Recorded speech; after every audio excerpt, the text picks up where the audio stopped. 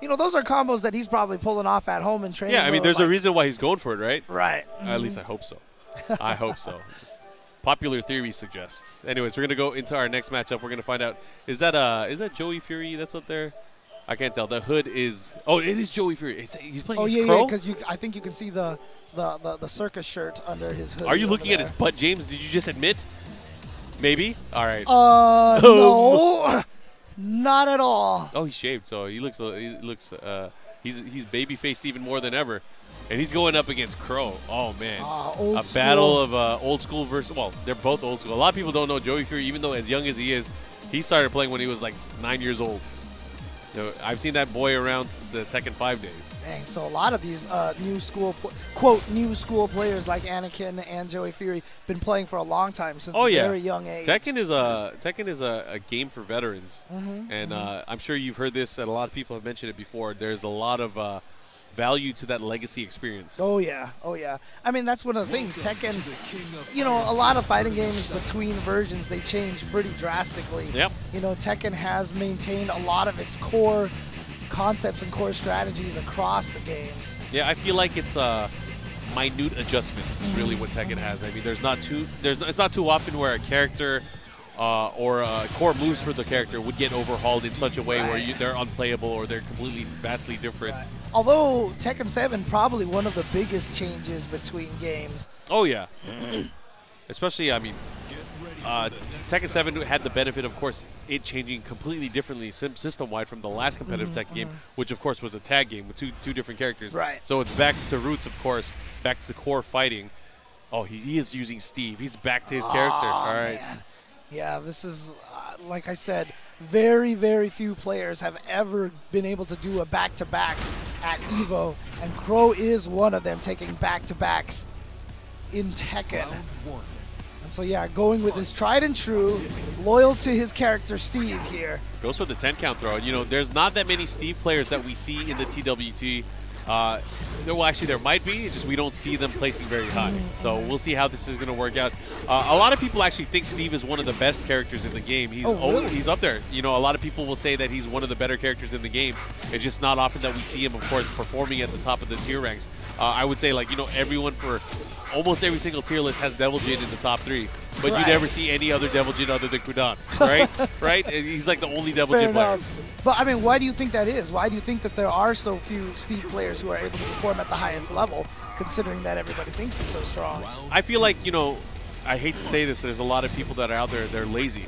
They'll pick characters that are easier to win with, whether it's Jack, whether it's Dragunov. Not necessarily saying that it's a guaranteed win if people pick the easier to use characters. It's there's a different factor that you have to consider, that less error, less room for error, less room for execution error. That always comes into play. And Steve, for him to be played at his optimal best, it requires a ton of execution and focus. Oh, no throw tech, so that's bad. Oh my god! That life. Oh man! Down 1. You saw him right there, just kind of baiting him into thinking that he was going for the mid eventually, and then just finally got him with the low. You know, we were just at the Korean Master event last weekend, and at that event, I felt so good, you know, just as a Tekken fan, seeing that the entire cast throughout the broadcast was used. Seeing every single character competing at the highest caliber of Tekken play. It was amazing. Panda blowing Saint up at that event. Man. Yeah. Saint is now an endangered species, man. The tables have turned.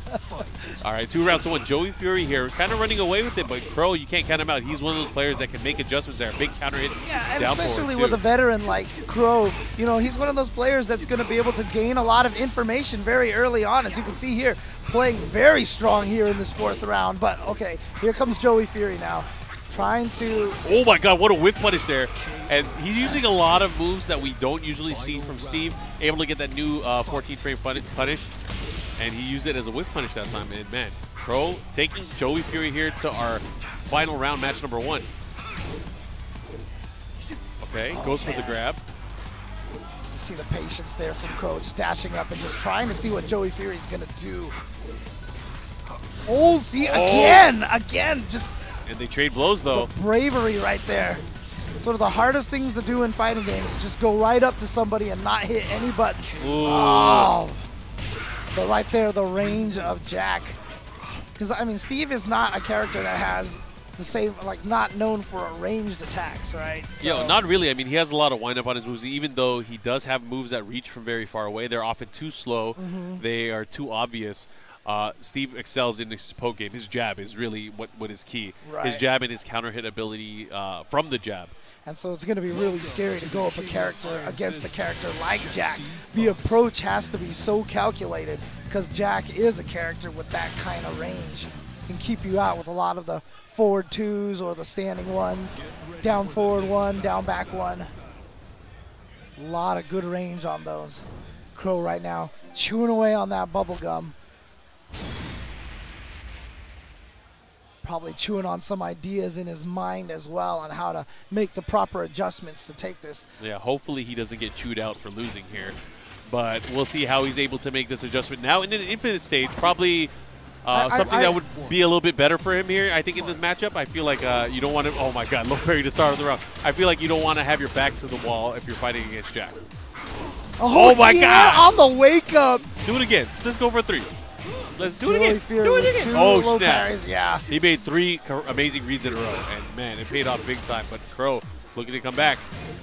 Again, Joey Fury's just kind of letting Crow come up close and seeing what he's going to try to do.